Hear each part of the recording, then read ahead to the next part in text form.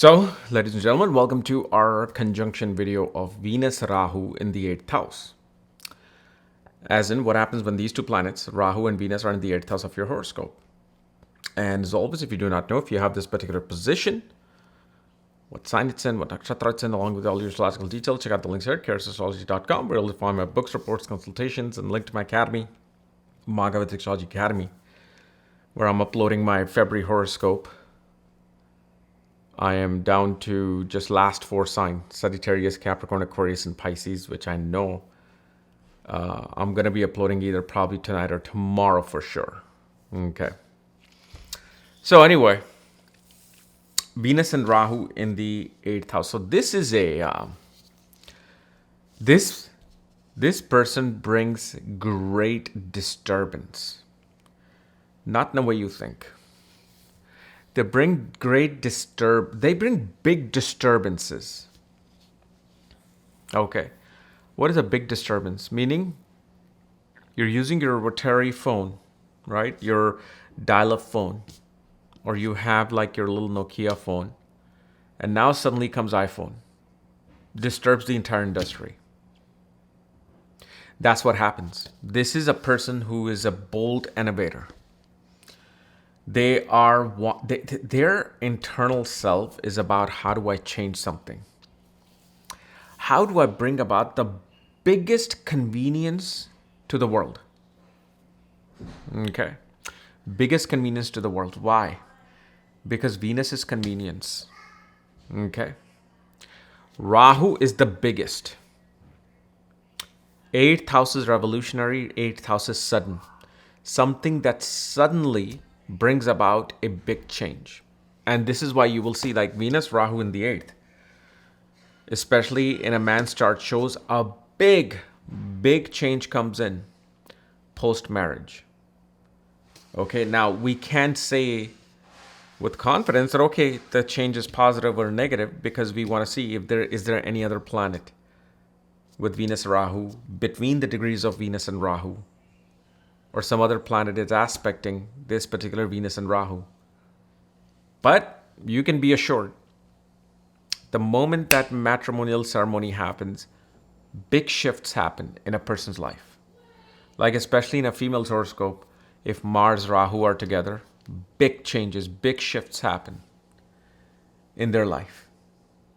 Now, on the other hand, Venus, Rahu will obviously show a great deal of desire to speculate.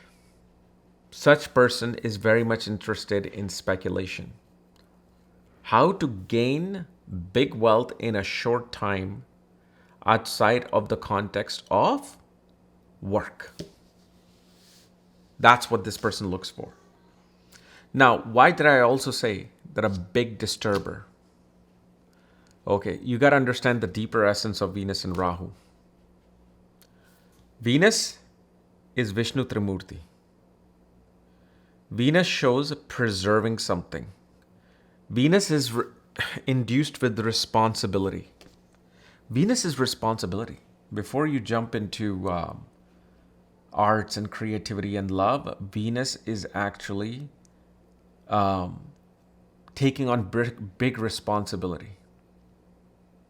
Venus is naturally negotiations and dealing with contracts like a lawyer would. Venus is very good at seeing two sides that are completely opposite and bringing them together. And Rahu adds that clairvoyance of cleverness. Like, okay, you both hate each other. Great. I love it. Because by the time the meeting with Venus, Rahu ends, between two parties, they're hugging each other. That's the cleverness that Venus, Rahu can bring. Even Venus, Saturn does that. Like Venus, Saturn, we see Rahu is very similar to Saturn because they both co-rule the sign of Aquarius. So Venus and Saturn are conjunct, or Venus, Rahu are conjunct. If you want you want to get things done, you want things to happen, and you want things, the most impossible things to become possible, this is the manifestation. Especially you will see suddenly, and it happens suddenly, like if a person is driving a small car, suddenly you will see them in a big SUV. And usually you will see this after marriage. Not because, well, they need a family vehicle. No, it just, a big vehicle comes in. And actually the activation does take place with an SUV. SUV is Venus Rahu conjunction. Because Venus is vehicle, it's luxury. Rahu is vast and big. Now, of course, you're not going to be driving an 18-wheeler or a train locomotive or a bus, because Venus is representing the luxury. So whether it's your SUV, your limousine, or your jet, these are not small things. These are big things. So this is where that activation happens. Like usually, and again, I'm saying just because you have this conjunction, no need to go tomorrow and get yourself an SUV, because you have to see any planet coming in between the degrees of Venus and Rahu, because that can disturb that. A planet is, looking at this particular conjunction disturbs that. This is why not every Venus and Rahu finds that big prosperity, because there's always some kind of an interruption that takes place. On the other hand, especially in young years, especially 20s and teens, a person needs to be careful when they're being intimate with people, because they can catch certain, diseases of the private parts. That is, and especially that happens when the dispositor of the 8th house is conjunct the ascendant lord. So let's say, for example, if you're an Aries ascendant, so Mars will rule the ascendant in the 8th house. Venus, Rahu are in the 8th house. Now let's say if Mars aspects it. Mars is somehow connected with this. Now it becomes active. Or let's say, for example, for Gemini ascendant, Venus, Rahu are in the 8th house. And then Mercury and Saturn are conjunct. So that particular indication becomes very important. Okay. Sometimes 6th Lord will be ascendant, but that brings its own flavor. I'm simply talking about this Venus Rahu scenario. And then especially the wife is going to be very much a disturber of the rules. Meaning they're their own person. When you have Venus and Rahu together, you cannot think that, oh, they will adapt to my family principles, my family environment, our family ways. Not going to happen, especially with Venus and Rahu. It could happen with Venus Mercury, actually. May happen with Venus Sun or Venus Saturn. But with Venus Rahu, it's going to be like, unless I am this way, the way your ways of the family is, okay, great. I can probably do that. But if they're not going to be like focused on, oh, how do I change myself? Okay, I'll adapt. Because this is a very independent conjunction. But in pertaining to like a wife, Venus Rahu is their own person. Nothing can influence their intelligence, their mindset, their behavior. What changes is themselves. Okay. And remember, what is Venus? Venus is money, right? And so Venus Rahu conjunction shows that great wealth comes in even in a job-like scenario when a person works with an MNC, multinational company, goes to a foreign place, foreign lands. Because 8th house is foreign lands. Many houses are representing foreign lands now. 3rd house, 9th house, 12th house, 7th house, 8th house. They represent foreign lands. Because why would 8th house represent the foreign lands? Because 8th house is 12th from the 9th house of long journeys. And 8th house is 9th from the 12th house of foreign lands. Meaning it represents the dharma of the foreign lands. It represents the luck of the foreign lands. So unless there's luck in the 8th house, only then a person is able to go to foreign lands if they want to. Before, back in the time, it would have been a bad thing. Oh, you have the yoga to leave your family and go to a faraway place. Now it's like, I need to have that, right? You need to have that because the world becomes this global village.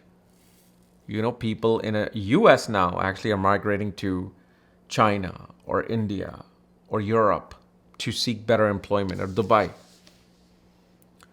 And Venus Rahu in the 8th house definitely can ensure big inheritance. If there's no disturber here, big inheritance can come either to you or your spouse.